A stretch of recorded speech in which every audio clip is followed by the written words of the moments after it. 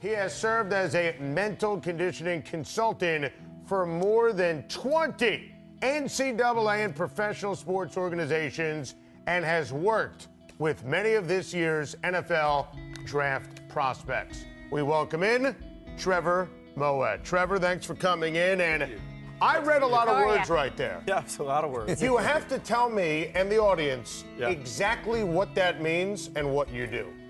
Well, I mean, I think one thing we've learned when we look at evaluating the draft and the combine, I know I started with, in the late 90s, working with Tom Condon and Ken Kramer and those guys, getting the guys ready, not just to be bigger, faster, stronger at the draft, but most importantly, day 1, day 2, day 3, you know, all the psychological testing, all the things that are going to make you a great player. So some of the programs I work, Alabama and Florida State, we're focused on developing every aspect of the athlete. So we think how you think can be trained.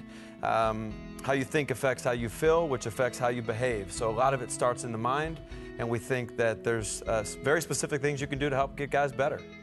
It's interesting. I'm curious, as players, what's your reaction to what Trevor just said, Corey? Well, it's interesting what you're doing because I've seen it a lot. Doug McDermott, Creighton as one of the best forwards in the draft, NBA draft. You know, he goes through some type of hypnosis before games. And tell me a little bit about, is that something that you actually do with so many athletes? Because I'm interested to know how far it goes, and is it even before games? Well, I think, you know, hypnosis is one of the things that people can do. For us, really, it's just about eliminating the anxiety. So I'm not a clinical psychologist. The focus really is, this is what day 1 looks like. These are the habits that are going to allow you to be successful if you take advantage of them over the next 6 weeks. I mean, as an athlete, you guys know, you've been some of the top. Once you form habits, those habits form you. And as long as you do them, you got a chance to be successful. I mean, Tiger Woods was going to be Tiger Woods as long as he did the things that made him Tiger. You know, and I think as Coach was talking about Jamarcus didn't eat well when he got to Oakland, gained weight, lost his confidence. But it all started with not eating well. You know, and I think that's really what we focused on. there was a bit more than not eating well associated with that issue. Well, but that was an issue. Agreed, but I mean, at the end of the day, he wasn't 260. Let's just look at it that way. Fair statement. Yes. Give us some players that you've worked with and the effect of working with the players. Well, you know, again, I think we'll see some of the effect tomorrow, and the pre-draft process can only really enhance. I mean, you know, the league's going to look at their career, they're going to look at the Senior Bowl, they're going to look at the Combine, they're going to look at the individual workouts, but, you know, we had 107 guys, Jadeveon Clowney, Aaron Donald, Odell Beckham, Blake Bortles, Aaron Murray. Wow. You know, I get a chance to work with A.J. McCarron, Terrence Brooks. I mean, I think we'll probably have 13, 14 guys that will go in the first round that train with us. And part of that is if you're supposed to run, you know, like Jadeveon, I think is a great example. There's a lot of talk about him. Once we explain to him, hey, if you do these things, you're going to be able to go out and run a very good time because you have very unique athletic aptitude. But you got to do those things. And you know what? When he understood that he could look like Usain when he went out and ran, he did all those things every day, never had any issue, and he went out and put up that, I think almost everybody has him in the 4.4s on the hand times. He ran, I mean, he was unbelievable, but he didn't look like that when he came in. He did all the things you need to do. So Aaron Donald, again, another guy, Odell Beckham, I mean, a lot of these guys, really just getting them to do what they need to do. And I've seen a lot of these guys quoted in terms of saying, Trevor, that you really helped them. You look at Beckham, and he's one of those guys. How have you helped Beckham? Well, I think for Odell, I think one of the things, there's real basic things. Like at the physiological level, we all talk to ourselves. And a lot of times, we don't know how often we do, but it's about 1,000 words a minute at a subconscious level we're talking to ourselves. And the more you can simplify that thought process, so for him, it was focusing like a track athlete.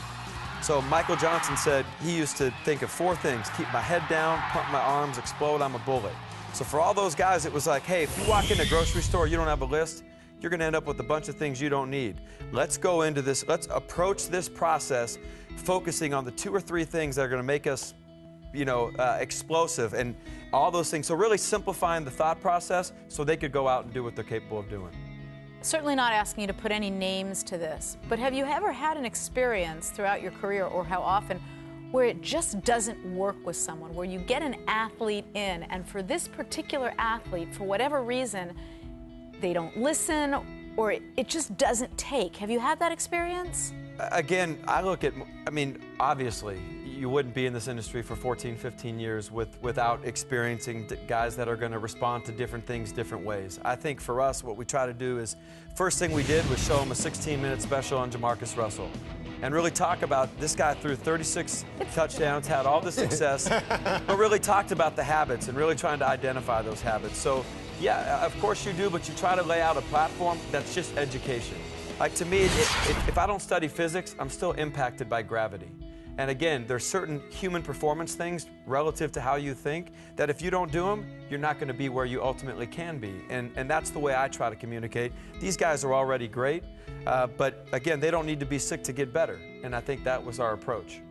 So what did you do specifically for maybe a guy like Blake Bortles, and how did you help him in his maturation and take the next step to the next level? Well, I'll give you a good example. With Blake at his pro day, the one thing we watched is Teddy had just had a bad pro day, and we watched his final drive against Louisville, that 9 minutes, that whole lead up, and just kind of remember that feeling. And we watched that, and Jordan Palmer did a great job training him. We knew he had all the attributes, but just going out and recognizing the moment. He's done it in front of 80,000 people. Now he's got to do it in front of 80 decision makers. And just kind of that confidence and keeping it real simple for him. Trevor, this was awesome. Thanks for stopping by. My pleasure.